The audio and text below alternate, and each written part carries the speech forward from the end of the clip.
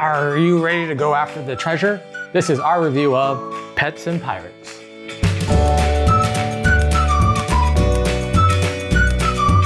Pets and Pirates is a take-that card game where you draw cards hoping to end the game with the treasure in your hand. And I really liked it. This game is like a modified version of Exploding Kittens, and I really enjoyed it too. We'll tell you why after the how to play.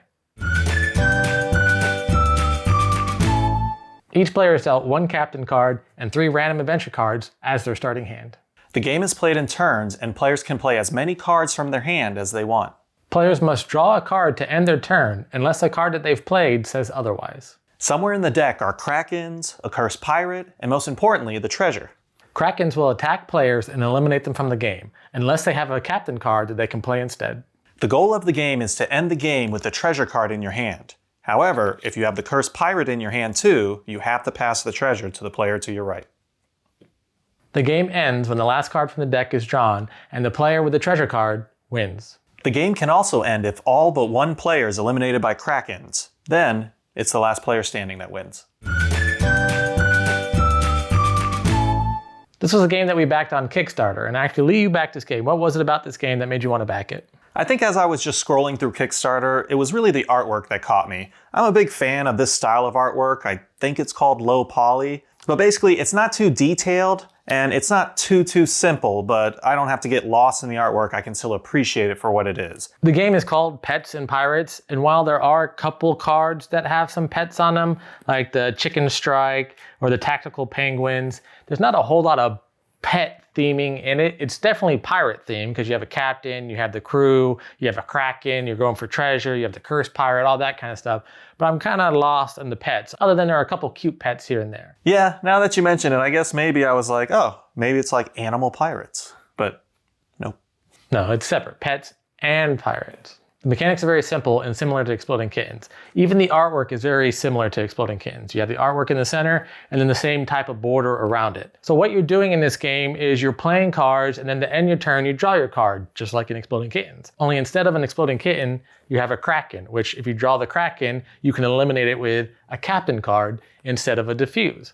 Same kind of concept. However, what this game adds is the added end game goal of ending the game with the treasure. It's not just last man standing. You can still win with last man standing. However, if you're going through the whole deck, which we do a lot when we play Exploding Kittens, we'll go through the deck a lot, have to reshuffle, go through it again, have to reshuffle. With this one, once you get through the end of the deck, the game is over. So that immediately makes the game go a lot quicker. So I like that added mechanic of speeding up the game. You don't have to reshuffle. You don't have to see the same cards over and over again. A lot of times, once you've reshuffled the deck, you'll get cards that are kind of repetitive. So this makes a lot of tweaks to the mechanics of Exploding Kittens that I think makes it almost a cleaner game. The added event card, so it's not just a Kraken, right? So as opposed to like the kitty bombs.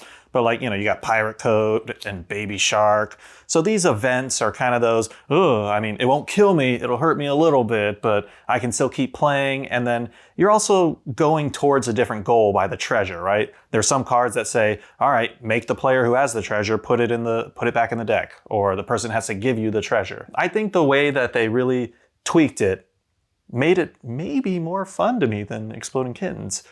Hope I didn't upset anyone. So when you gain the treasure card, you have to announce that you have the treasure card so that everybody knows that you have it, so people know to steal from you. When you have the cursed pirate, it does give you another card that if you have the treasure and the cursed pirate, they may take the cursed pirate from you. So yeah, you don't want people to steal from you because you don't want to lose the treasure, but at the same time, you want them to steal from you to get rid of that cursed pirate. So it kind of evens out that, oh, don't steal from me, oh, steal from me, oh, don't steal from me, kind of a gameplay mechanic in it. And I really enjoyed that aspect of it. So the captains are pretty neat because they can protect you from the Kraken, but let's say you collect more captains, they each have their own little special ability that you can use too instead of keeping it. If you've got everyone's captain and you don't want to worry about Krakens, just go ahead and play those and really use their strong abilities to kind of take that, everyone. I would say one downside of this game is that it's 2 to 4 players. You could probably play with more players because you just really need to have enough captains to start the game with. But they will probably come out with expansions, just like how Exploding Kittens has come out with expansions. But I could definitely see this being a 6 or 8 player game just because it's a lot of fun. And I feel like the more players you have, with the more cards playing, and the more people drawing, the more people trying to steal the treasure, it'll make it even more fun. All right, overall, for artwork, top marks for me. Mechanics, I'll give it high points too. Fun factor or replayability, all the way at the top also. I'd say overall, I'd probably rate this an 8.